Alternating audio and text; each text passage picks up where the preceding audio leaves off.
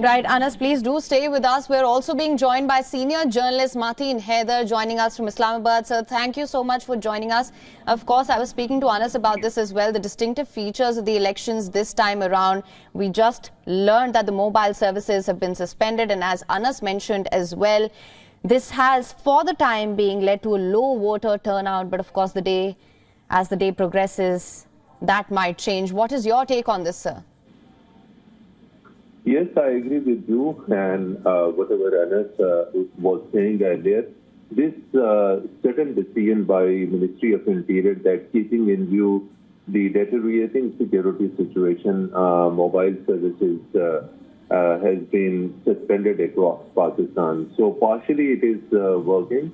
So somewhere near 9 a.m., then it is expected that these services may be suspended. So although a day earlier, a spokesman for Pakistan Telecommunication Authority made it clear that there will be no suspension of mobile and internet services across Pakistan on 8th February. As you said, it will affect, definitely it will affect the communication. Voters are right now in the morning facing difficulty in cross-checking their vote details, which through an Election Commission of Pakistan number, voters can send their message and can get their details. They are facing this difficulty, and it is, I do agree with this opinion that voter turnout is likely to be low due to the suspension of mobile and internet services. It's a shocking decision, and it will definitely have a deeper impact on today's poll across Pakistan. Also, as well as if Ministry of Interior is linking this with the security situation, Pakistan today has deployed one of the highest number of military, paramilitary, and civilian law enforcement personnel for the purpose of security and to meet any untoward situation across Pakistan. Right. Although when already a large number of troops have been deployed for the security purpose, there was no justification for suspending the mobile services, which will definitely affect the communication among voters, polling agents, politicians, and staff, and because mobile and internet is part of every political and election activity. Right. Of course, sir, absolutely. In fact, security dynamics definitely will have a bearing on polling today. But let's also talk about international concerns regarding free and fair polls. And now we're hearing that the mobile services have been suspended in the entire country. So is this in sharp contrast to the international bodies seeking fairness in the polls? What is your take on this? Exactly, as far as international bodies are concerned, they have raised their concern. Of course, we have seen also in international media reports, analysis from Al Jazeera television, the British American newspaper. They have been raising concerns about fairness of the poll. But let's see, despite these all things, there are more than 92 foreign observers in Pakistan right now. There will be definitely international media, local Pakistani and national media is also there. Then Pakistan is also there, which is Pakistan's largest non-governmental organization, which is related to the election monitoring, election observer, and election-related non-governmental organization. So in addition to this, there will be a lot of other national level NGOs which will be monitoring, which will be having a role of an oversight over election. So although there are concerns, but let's see how today's polls take place, and particularly the suspension of internet and mobile services will definitely create doubt as far as transparency of elections are concerned. So exactly. So I do agree with this. So this decision needs to be reviewed. If the elections are to be held in fair manner, in transparent manner, by suspending mobile and these internet services, it will definitely create doubts and shadow over transparency of elections. Right, Mr. Haider, you're absolutely right that suspension of services that will emerge as a major concern in that regard as well. Now, we also have to talk about the fact that this will hit social media as well. This will hit the platforms through which people communicate, get their information. Now, In light of the security situation, we also saw the attacks last evening. Do you think this is a proportionate response? Well, definitely, one thing is clear that social media posts and comments and reaction that matters a lot. So, and you already know where is the top trend in Pakistan, where the top trend of what people are talking about a particular politician or a particular political party. So, all political winds, waves are towards a particular political party and a politician who is behind the bar.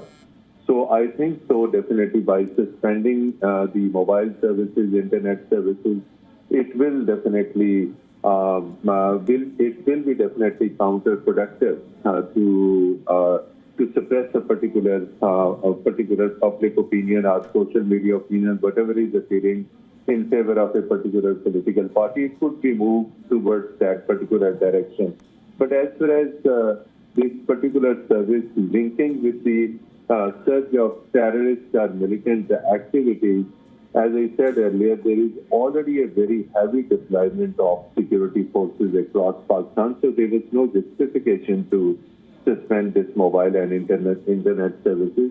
It has nothing to do with these things because there is already Pakistani security apparatus is robust, working, active, and we hope so, keeping in view the pressure which is mounting. It is likely that decision might be reviewed or reversed because Election Commission of Pakistan is the key authority in Pakistan as far as decisions are concerned. So it is likely Election Commission of Pakistan may intervene and get these services restored. Otherwise, it will largely affect Pakistani elections today. Right, so now that being said, let's talk about what the voters want this time around as well. What are they truly in for? As you mentioned that this will have this will prove to be counterproductive to some extent, definitely. What would you say are some of the top concerns for the voters? Yes, as far as voters are concerned, voters across Pakistan, if you see them through public surveys, if you see these voters' opinions through social media, through television channels, they definitely want change. They definitely want change and a significant change in Pakistani political system. Number one, the voters want complete freedom. Voters want that political forces may win. Voters want that there should be supremacy of law and constitution in Pakistan. And voters want that all those corrupt politicians, all those politicians who have been convicted earlier and in corruption-related charges, they may not have a chance to win and come into power again. So largely, if we see last sentence, if we see over last 2 years political developments in Pakistan, mostly Pakistan Tehreek-e-Insaf jailed leader Imran Khan has emerged as one of the most popular leader among Pakistani youth. Pakistani youth is inclined towards PTI and Imran Khan. Right. So other political parties have worked hard. They have developed their narrative, but the narrative of Imran Khan is right now much stronger among the Pakistani youth. Right. In fact, sir, I was just going to come to this. You're absolutely right in saying that Imran Khan's popularity, even from behind bars, it's remained resilient.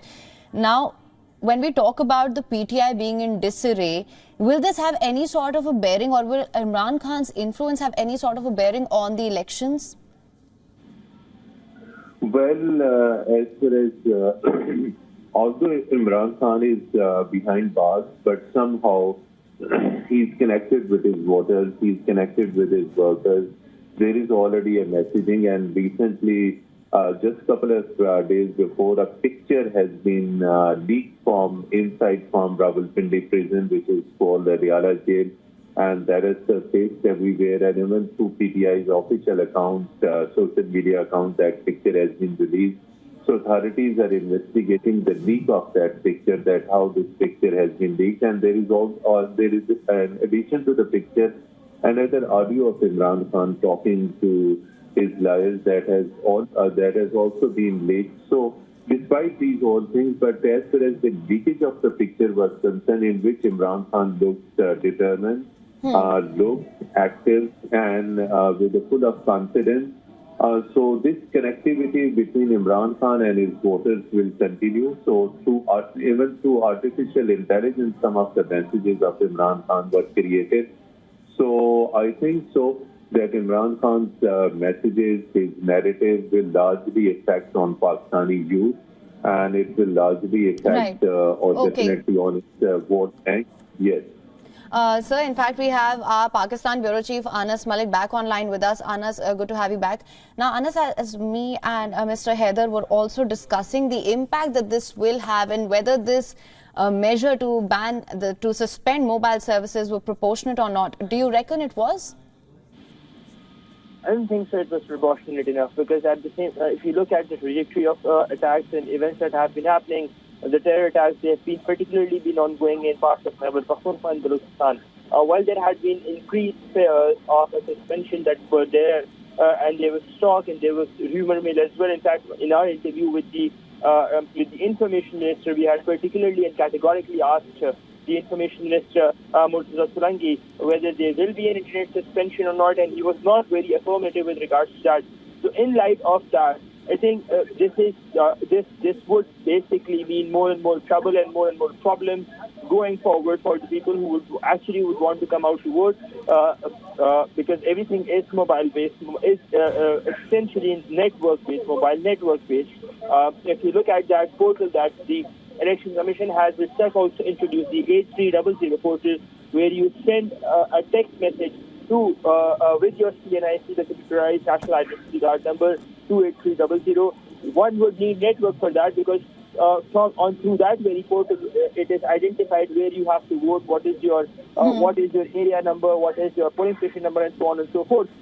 In the absence of that, we would be seeing polling being broadly and largely being impacted, and this decision would not be seen amongst in rationale with that the government has just taken. Right now, Anas, of course, we've had some issues connecting with you as well. You've been reporting for us since morning. What can you tell us of your experience? What are some of the hindrances that you've encountered?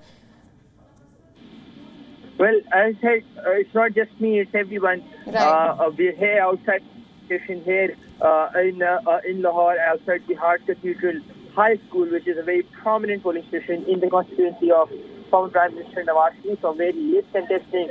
And in the absence of mobile networks, the bigger problem is with regards to the communications breakdown that it is causing. As you said, everything is connected, is dependent on mobile networks, and such a measure would have quite of an impact with regards to the outcome and turnout of the polls going forward. Right. Well, Anas Malik and Mr. Mateen Haider, thank you so much for joining us on WION World is One with your insights and perspective on this. We'll, of course, continue to track the polls through the course of the day on WION World is One.